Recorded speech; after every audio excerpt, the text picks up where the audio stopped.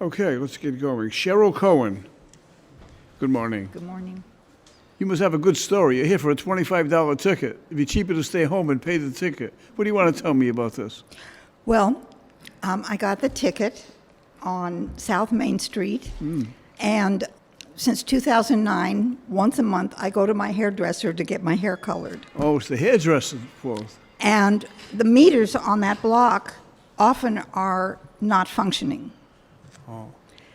And so I put my money in. I always have my money, and I put in money, and I didn't see it registered, so I didn't put in enough money. So I went upstairs, told my hairdresser that the meter was out of order. And she said, oh, they're always out of order. Do you want me to put a sign down there? And I said, well, no. So I came out, and there was a ticket. So I put in a quarter to see if it worked, and it still didn't work. So I got the ticket. That's why I'm here today. But I had the opportunity last week to go back to get my hair colored, and I ended up in the exact same parking spot. So I put the money in, and it didn't register. But I didn't want a ticket, so I put in my 8 quarters, and then I told my hairdresser, and we went out and looked. You couldn't see the time on it at all. And she said, well, sometimes you have to get at a funny place to see how much time. And so she went off to the side and got up like this, because the meters are pretty tall, and if you're little, you can't see them. And she said, oh, it says you have an hour and 35 minutes. So it did register, but I couldn't see it.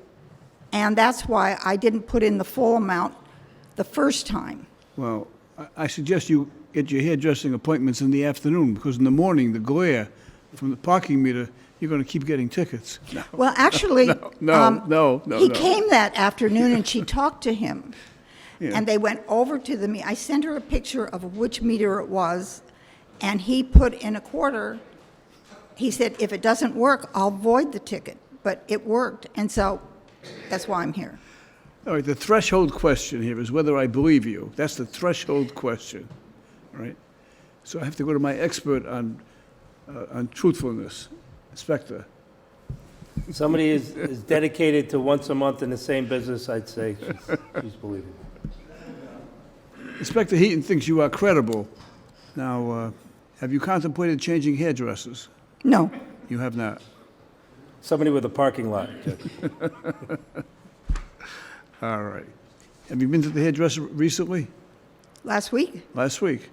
Is it a he or a she? It's a woman. A woman. She did a good job. She does a good job. What do you think? She do a good job? Judge, Okay. I'm jealous of anybody with longer hair. You have to give her a big tip next time she verified your story. I do. Well, you give her a big tip. She doesn't charge enough, and I always give her a good tip. Oh, really? All right. Good luck to you. The matter is dismissed. Thank you. And I would like to say it's worth the ticket to get to meet you. You are a wonderful example of humanity at its best. Thank you. Now, if you're really impressed, you should get a ticket every week and come back and we can say hello. Have a good day. Thank you. And thank you for those compliments.